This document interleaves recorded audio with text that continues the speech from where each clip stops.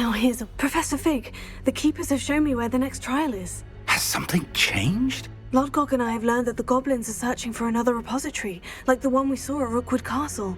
And I discovered that they're building massive drills to help in their search. Professor Fitzgerald seemed very concerned. I see. Ranrock clearly knows even more than we suspected. And sir, there's something else. Lodgok knew Miriam. He knew Miriam? They encountered each other at Rookwood Castle. She was doing research. That's where she found the container with the port key. He liked her so much that he let her leave with it, despite orders from Ranrock. I don't know what to say. She could win over almost anyone. I want to hear more of this. And, in fact, I'd like to speak with Lodgok directly. But we've no time now. Where is the next trial? Believe it or not, it's in the headmaster's office. Incredible. Very well. You'll need the password to get past the stone gargoyle. The headmaster's house elf will know it. I don't know the headmaster's house elf. Will he even speak to me? I imagine he's loyal to the headmaster. He is. So you'll need a disguise. I have just the thing. A polyjuice potion. You'll look and sound like Professor Black. Wait, doesn't polyjuice potion require a bit of the person you want to change into?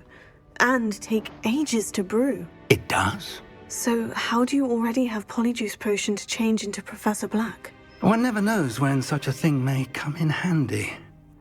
Let's just say I felt the need to be prepared for anything after my fruitless trip to the ministry on his behalf. Now, time is of the essence. Drink up and I shall explain more.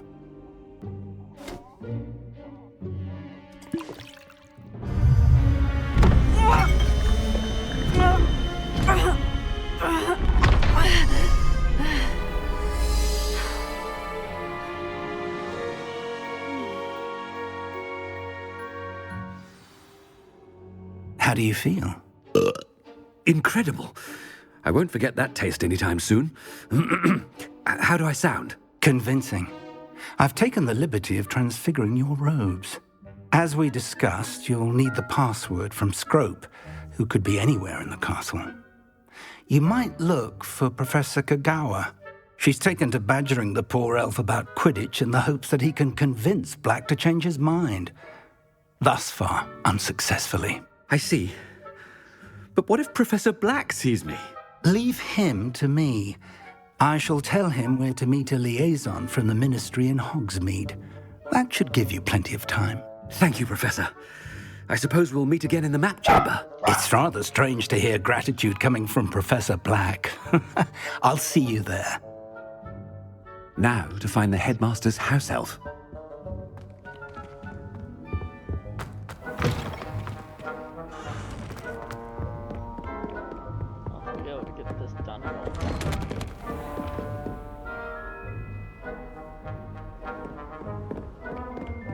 Professor, a moment of your time, please. Professor, I was hoping to catch you. Places to be, Professor Sharp. Places to be. Of course, sir. Only, you'd asked me about a particular potion, and I did? I did, yes. Well, spit it out, Sharp. I don't have all day. Probably best not to discuss it here, sir. I assure you, Sharp, you may speak freely. Very well. I've brewed the cure for boils you wanted. I can drop it by your office when it's convenient. Of course, yes. No need for all the cloak and dagger. Simply have a student deliver it. A student. Very well, sir, if you insist. I do. And thank you, Sharp. I just hope you've brewed enough for all my boils. Now, to determine which student gets this rather unenviable task. You call that a shine on those boots? Do better!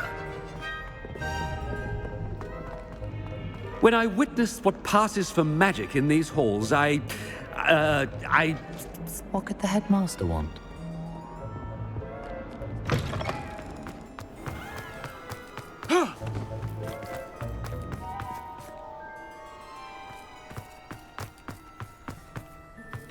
If you must speak with me, consult my secretaries or... Headmaster? Here. Has anyone seen my ivory-handled hand mirror? Professor, a word? Professor Black, again, it is not too late to reconsider your decision regarding Quidditch. We could still have trials and a somewhat shortened season. It would be better than none at all. But the injury, Madam Kogawa. Professor, more than one student has taken a bludger to the head on our pitch. I dare say it knocked some sense into them. And they're fine now. The fact that it happened to be a pureblood, well, that's no reason to... What nonsense! That you would trivialize the health of a student over a silly game. A silly game? You are quite impossible sometimes.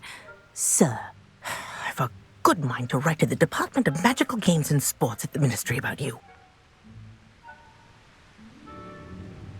Good idea. I can even provide the parchment should you need it. Now, where is my elf? Parchment? Very well, I will, and with pleasure. And I spotted Scrope in the Great Hall. Seems to be avoiding me. I wonder why. Good day, Madam Kogawa. What did we do to deserve him as a head? Chewing with your mouth open? Where are your manners?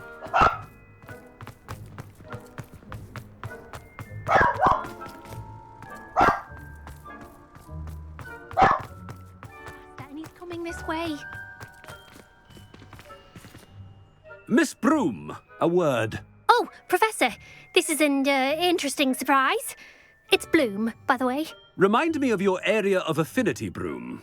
OWLs are swift approaching. Charms, sir. Non-verbal spells. Might work on one that makes me disappear. Well, keep at it, Broom. And before you know it, you'll be as invisible as that new fifth year seems to be. They're not invisible, sir. I've seen them near the library. In fact, they help me with my, heavy books. Speaking of invisible, where's my blasted house elf? Something seems a little off with the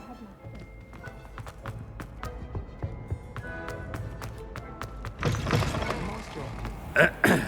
I wonder almost daily why... Professor, a word, please.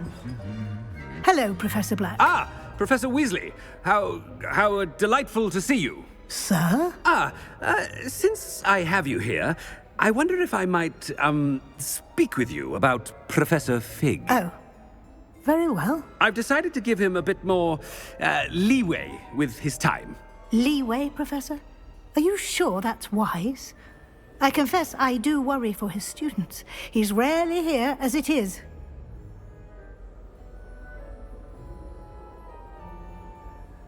Ah, well, yes. He's handling some official ministry business for me. I see. But, sir, if I may, I am wary of how much time the new fifth year seems to be spending away from the castle, supposedly on Professor Fig's behalf. I've heard unsettling rumors of their escapades. Everything from sneaking into the Forbidden Forest to confronting Ranrock's loyalists and Rookwood's lot. What? Goodness. You cannot believe everything you hear, Professor. No, you cannot. I mean, I shall keep an eye on Fig. You simply keep doing the wonderful job that you're doing. Simply wonderful. Thank you. But I'm happy to look into... Good. That'll be all, Weasley. I mean, Professor Weasley. Good day. A wonderful job. Leeway for Professor Fig. I shall never understand that. That ought to give Professor Fig some breathing room. Professor Black is happy with Scrope's performance as his house elf. Scrope! Oh, greetings, Master. Remind me of the password to my office. Oh, but Master made Scrope swear never to tell anyone, even Master himself. How dare you question me? I've a mind to give you a matching set of ears. Yes, sir. Of course, sir. Scrope begs forgiveness. It is the Black family motto, Master. Right. Of course. Master does remember it.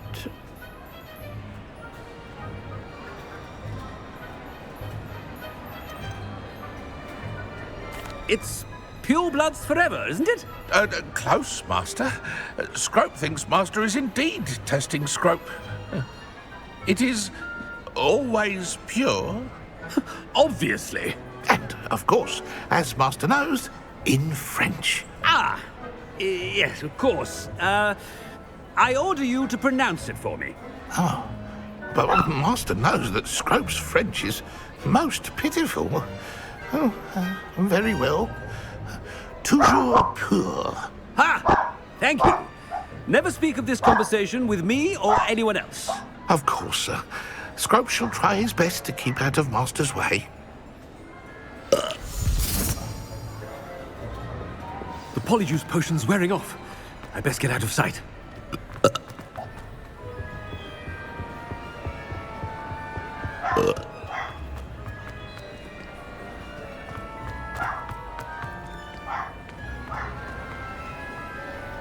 Made it just in time. It's wearing off.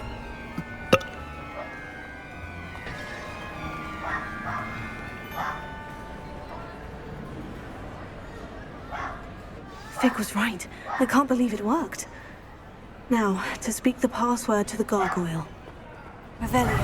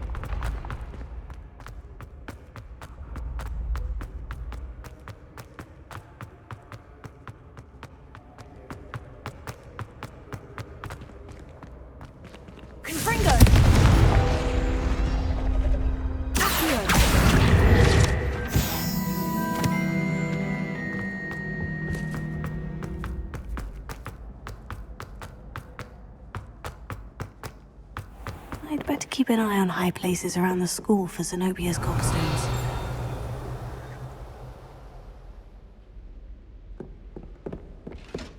Revelio. What are you up to now?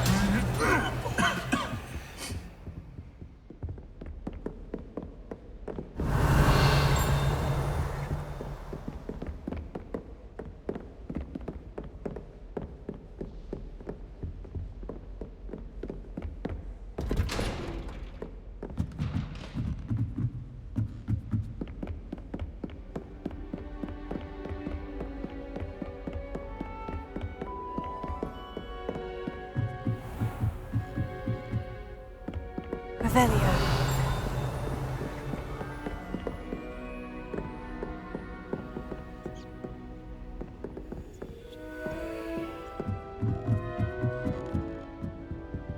Alohomora.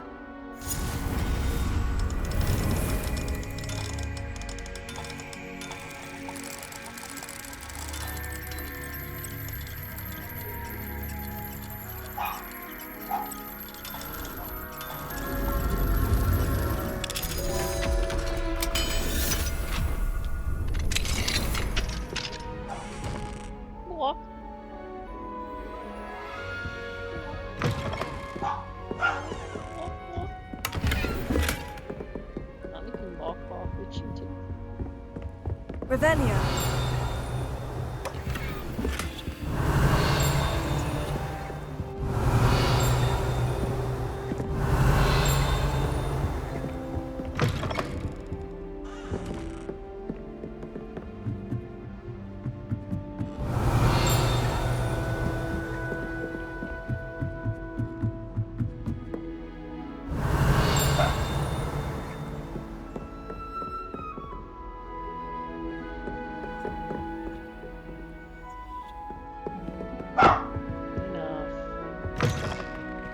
Revelio. The gargoyle. That's where I need to speak the password. Staircase that leads to the headmaster's office is guarded by an enchanted gargoyle that will let only those who know the password enter, though anyone choosing to visit the current occupant of the office is difficult to fathom.